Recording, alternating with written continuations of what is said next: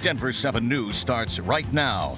If he had policed the area and allowed this demonstration to occur, it would have been over.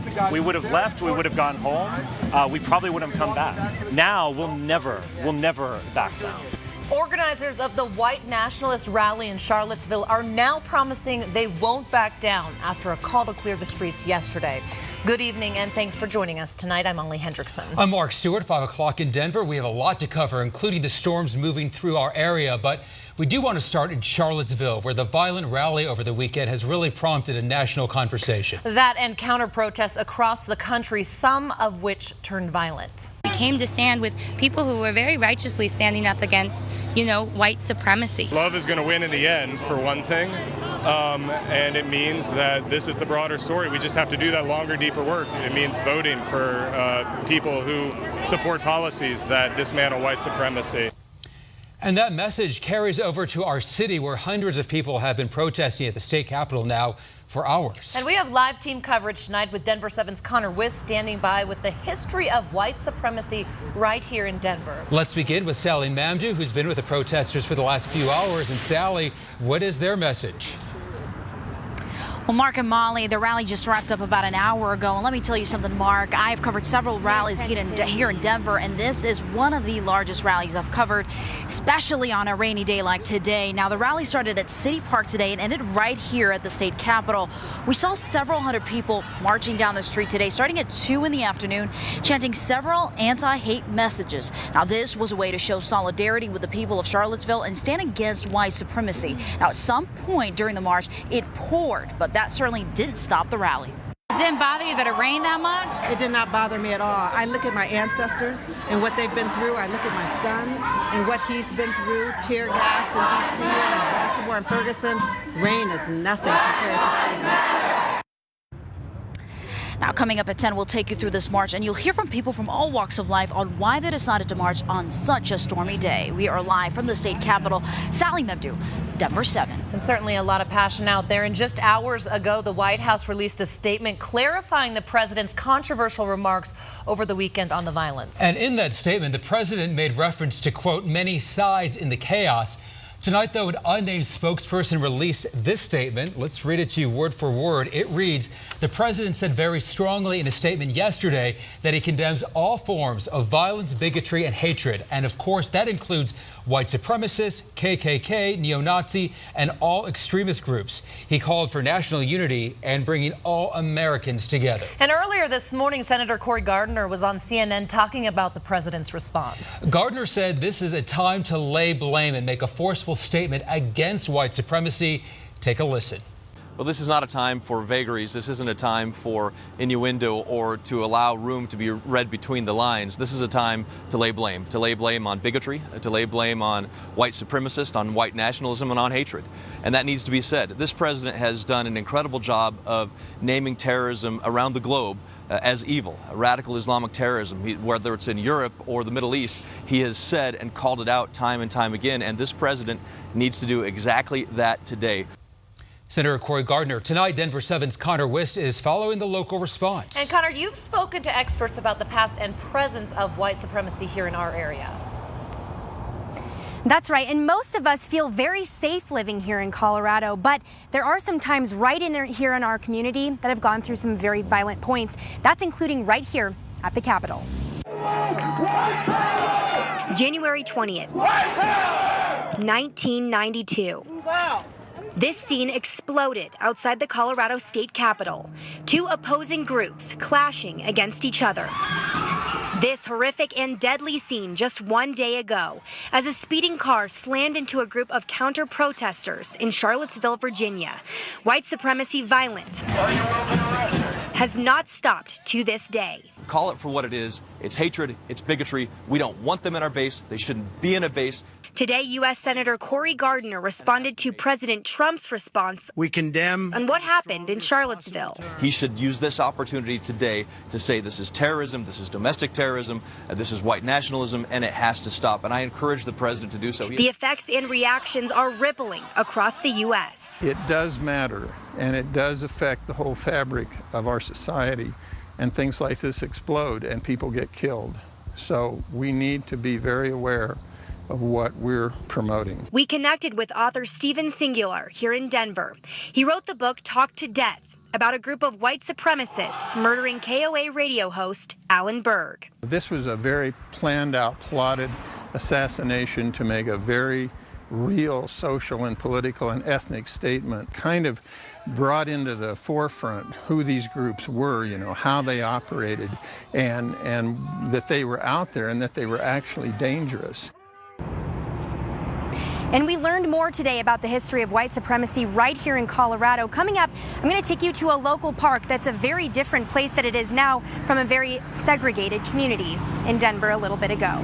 Live in Denver, Connor Wist, Denver7. Connor, thank you very much. And the reaction extends beyond the rally here in Denver. People in Lafayette are gathering later today to show their support for the victims of the violence in Charlottesville. I mean, this is not hard. There's two words that need to be said over and over again: domestic terrorism and white supremacy. That is exactly what we saw on display this weekend, and we just aren't seeing leadership from the White House. And that was the mayor of Charlottesville, Mike Signer, on CNN this morning, blaming President Trump for the violence in his city. He says he ran a campaign that attracted racist groups, and the president personally opted to not push back against them.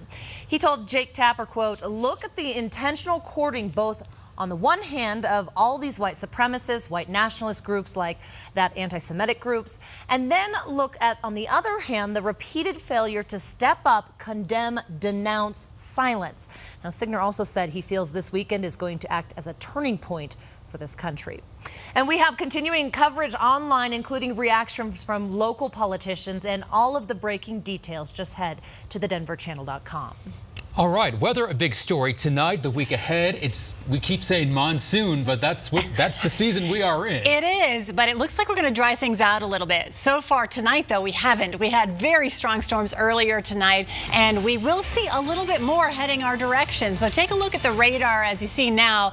It has been pretty quiet here in between storms. So we have another one here coming out of the foothills that's pushing into Denver, so we'll have more rain once again within the next half hour or so. As these storms continue to come across, we'll hit Littleton and Aurora here within the next half hour to 45 minutes. So keep the umbrellas close at hand. You will need them. And all of this moisture coming across, hitting not only C-470, but also I-25 in the next little bit as well. So the first round of storms has pushed all the way off toward Deer Trail, back toward Elizabeth, just to the east of there, and off to the north, just a few light sprinkles. But we'll talk more about our chances for rain into the upcoming week in just a few minutes. All right, Stacey, thank you. And we're learning someone intentionally set fire to the historic Windsor Mill landmark, and now the search is on to find the arsonist there. The mill was undergoing a multi-million-dollar renovation. It was set to open in just a few months when it went up in flames just 1 week ago today. And Denver7's Amanda Del Castillo was up north for us. She spoke with neighbors who are concerned an arsonist is living amongst them. A once historic spectacle. That's one of the big landmarks of Windsor and part of what started this town. Now the site of a senseless crime. It's gone. James Martinez and his family have lived directly across the street from the 118-year-old flour mill for years now. Just first learned to drive, I was hauling hay, going in there and getting weights from the truck scale that was there. All that's left, burned debris and questions. Why? How? The team has determined this fire was an intentionally set fire. The person or people responsible causing millions of dollars in damage. Sad day for Windsor. And the motive, unknown. You never know why somebody does something like this. It's a horrid act. But the frustration apparent. Hope you don't get caught, because I feel sorry for you if you do. Martinez says this small town of nearly 25,000 people was anticipating all that was to come. I haven't heard anybody that was upset about it. Everybody's looking forward to it. The shops, the restaurants. Really disappoints you that someone in this town. The potential that went up in flames a week ago today. Someone purposely took it down. In Windsor, I'm Amanda Del Castillo, Denver7. And if you have any pictures or video taken around the downtown Windsor area between midnight and 2 a.m. on Sunday, the fire service wants to see them. And we have that information for you on our website. Just click on this story. There is a $10,000 reward for information leading to an arrest. And there is a very good chance the jury could get the case involving Taylor Swift sometime tomorrow.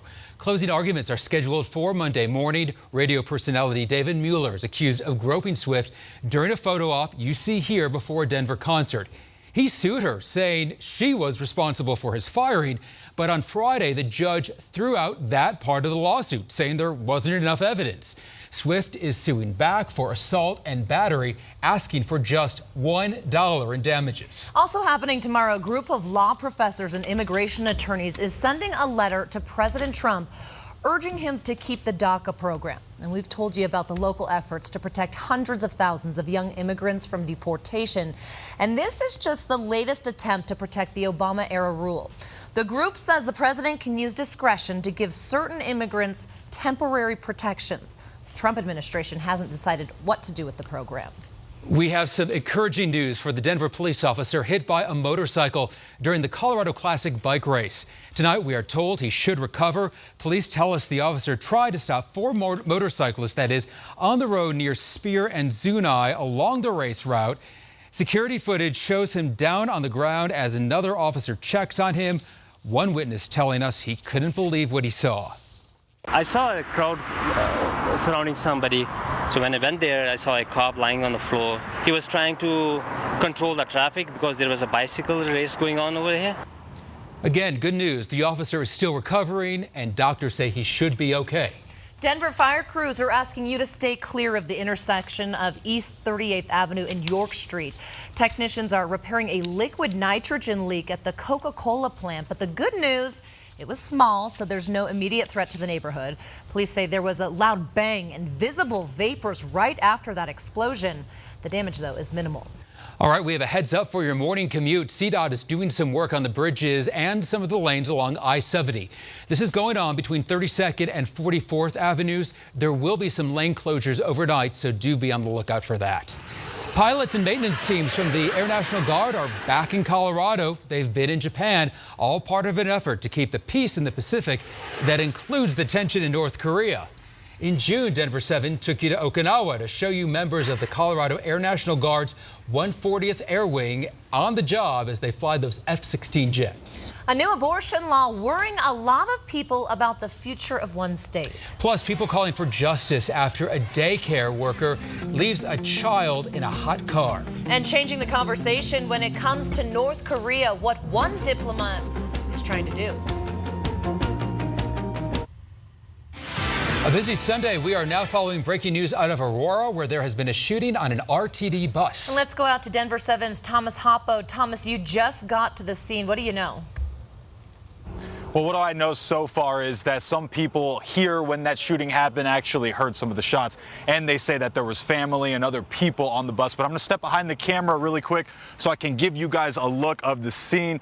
This is the actual bus that is involved in that shooting. Now, we have many units here from Aurora Police Department, but yes, as you can see, this isn't in service, and it's actually been cut off. The perimeter here from Colfax and Sable has been shut down, but this is the bus. There was multiple families on there. What I heard from witnesses here, they say that it was two people involved, and one of them actually had some kids with them. Now, I haven't been able to confirm that with police, but when we get that information, we'll be soon to give it to you. Reporting live in Aurora, Thomas Hoppo, Denver7.